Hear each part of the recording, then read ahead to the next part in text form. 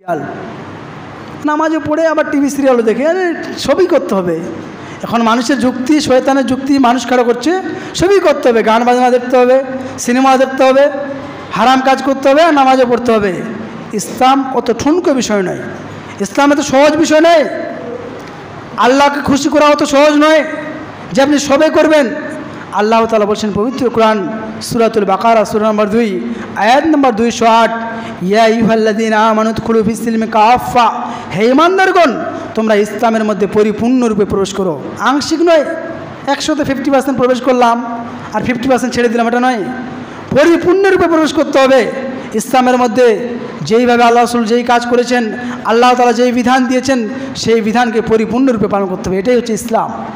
আর আমরা ইসলামটা কি ইচ্ছা মতো বানিয়ে নিয়েছি। ইসলাম শুধু রমজান মাসে নামাজ পড়বো, রোজা করব। ইসলাম শুধু জুমার দিনে যাব আর নামাজ পড়বো আর খতিব সাহেবের বক্তব্য শুনবো। ইসলামকে ইচ্ছা মতো বানিয়ে নিয়েছি কি বাড়িতে টিভি সিরিয়াল দেখবে।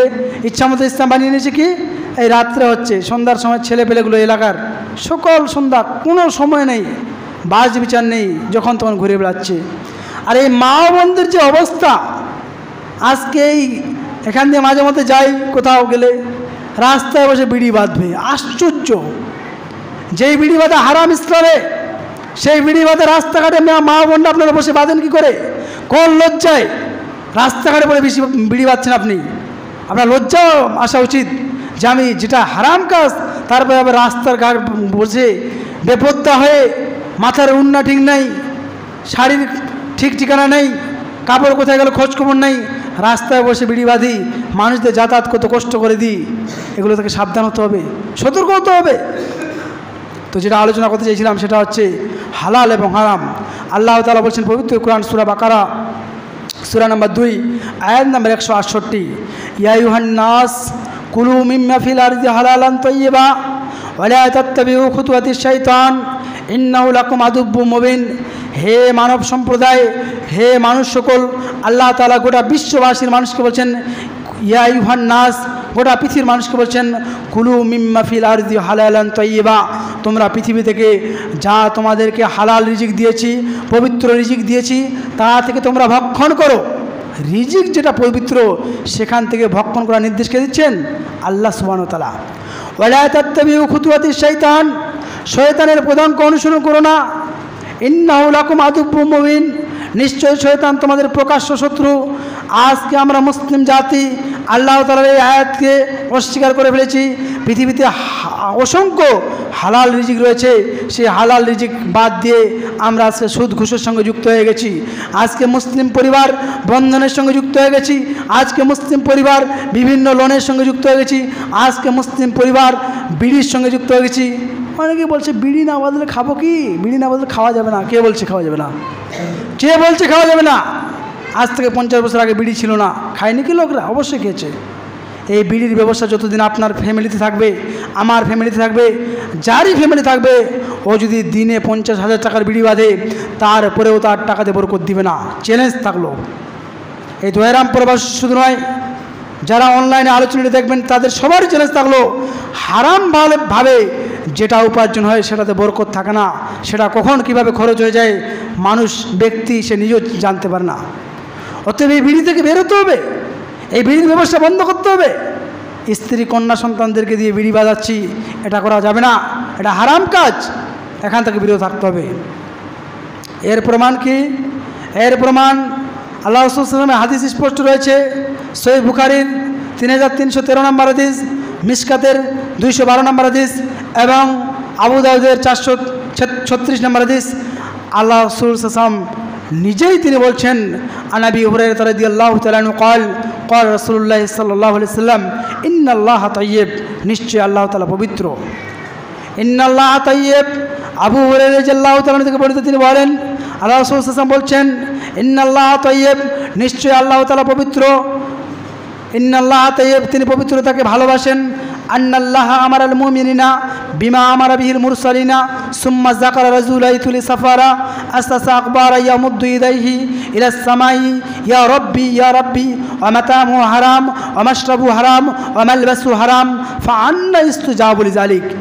আবু হুরায়রা রাদিয়াল্লাহু তাআলা থেকে আল্লাহ রাসূল সাল্লাল্লাহু আলাইহি ওয়াসাল্লাম একজন ব্যক্তির উদাহরণ পেশ করছেন, যারা হারাম উপার্জন করে, যারা হারাম পোশাক পরে নামাজ পড়তে আসে, যারা হারাম কাজ করে, যারা স্ত্রী পুত্র কন্যা সন্তানদেরকে বিড়ি বাঁধায়, এদের সম্পর্কে আল্লাহ রাসূল একটি দীর্ঘ হাদিস পেশ করছেন। এই হাদিসের মধ্যে কি বলছেন, যে একজন ব্যক্তি সফরে রয়েছে, কলকাতা চলে গেছে, কেরালা চলে গেছে, উড়িষ্যা চলে গেছে, রাঁচি চলে গেছে, একজন ব্যক্তি সফরে গেছে। আন্নাল্লাহ আমার আল মুমিনিনা বিমা আমারা বিহিল মুরসালিনা সুম্মা যাকারা রাজুলাই তুলি সাফারা। সেই ব্যক্তি সফরে গিয়ে বিপদে পড়ে গেছে, বিভিন্ন বিপদ, টাকা পয়সা নেই, কি খাবে, খাওয়ার বিষয় নেই, ভালো পানি নেই, চুল এলোমেলো, তার পোশাকের মধ্যে জীর্ণশীর্ণ, তার মুখের মধ্যে বিষণ্ণতার ছাপ। সে বিপদে পড়ে গেছে, বিপদে পড়ে তার দুই হাতখানাকে উপরে করে দিয়েছে, দিয়ে বলছে, ইয়া রব্বি, হে আমার প্রতিপালক, তুমি আমাকে এই বিপদ থেকে রক্ষা করো। আলোচনাটা মনোযোগ দিয়ে শুনবেন। যে সমস্ত মানুষরা ঘুমাচ্ছেন, এটা ঘুমার জায়গা নয়, আমার দিকে মনোযোগ দিয়ে দেখতে হবে, নাহলে এই যে খতিব মৌলভী সাহেবকে অপমান করা হচ্ছে, কি বলছে এটা শুনতে হবে। কেউ ঘুমাবেন না বলছি, অনেকে ঘুমাচ্ছেন, মসজিদ ঘুমানোর জায়গা নেই। শয়তান তো বলবে, ঘুমা, কি শুনতে এসছো, মৌলভীদের কাজ। ওরা বলবে নামাজ পড়তে হবে, গান শুনতে হবে না, ফ্রি ফায়ার খেলতে হবে না, পাবজি খেলতে হবে না, মা বাবাদেরকে বলবে পর্দা করে চলতে হবে, বিড়ি বাঁধা যাবে না, ওদের কাজ ওটা। এটা কাজ নিয়ে, এটা জাহান্নাম থেকে বাঁচানোর জন্য রাস্তা। এইখানে এসেছি 30 থেকে 35টা মিনিট, যে স্পিকার যে বক্তব্য দিচ্ছে, আপনারা হচ্ছেন অডিয়েন্স, আপনারা হচ্ছেন শ্রোতা, আপনাদেরকে মনোযোগ দিয়ে শুনতে হবে। শুধু শুনতে হবে না, শোনার পরে মনোযোগ দিয়ে পালন করতে হবে। আপনার এই যে সুন্দর বডিটা দিয়েছে, এত বিশাল বিশাল বডি দিয়েছে, চেহারা সুন্দর দিয়েছে, দুটা সুন্দর চোখ দেখতে পাচ্ছেন, কথা বলতে পাচ্ছেন, চলতে ফিরতে পাচ্ছেন, এই বডিটা দিয়েছেন। আল্লাহ সুবহানাহু টাকা চেয়েছেন কি, বলছেন যে আল্লাহ আব্দুল্লাহ তুমি টাকা দাও, টাকা চাইছেন কি, টাকা চাননি, আমাদের কাছে ইবাদত চান। তো আমরা যে শুক্রবার এসে ঘুম আসে কেন বলেন তো, আমরা জুমার দিনে এসে ঘুম আসে কেন? ঘুম আসে শয়তান বলে যে এগুলো কী শুনছো, শয়তান খোঁচা মারে যে এগুলো শুনতে হবে না। কারণ শয়তান তো মা আদম সন্তানের প্রকৃত শত্রু। শয়তান সবসময় চায় জাহান্নামের রাস্তায় চলো, সিরাতাল মুস্তাকিমে আসতে হবে না, সঠিক সহজ সরল পথে আসতে হবে না, তোমাকে নামাজ পড়তে হবে না, গানের সঙ্গে যুক্ত থেকে যাও, হারাম কাজের সঙ্গে যুক্ত যাও।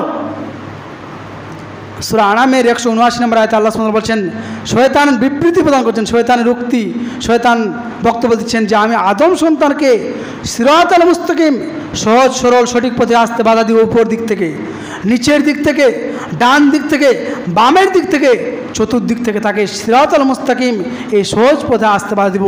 তো আজকে যে জুমার দিনে এসছে যে নামাজ ঘুম আসছে যে, এটা শয়তানের বাধা। শয়তান বলছে ঘুমিয়ে যাও, আপনার মাথার পিঠে সুন্দর করে মেসেজ করছে যে ঘুমাও ঘুমাও, কী শুনছো এগুলো। তো মনোযোগ দিয়ে শুনতে হবে, শুনে মানতে হবে। তো যেটা বলছিলাম হাদিসটি, যে আন্নাল্লাহ আমারাল মুমিনিনা বিমা আমারা বিহিল মুরসালিনা সুম্মা যাকারা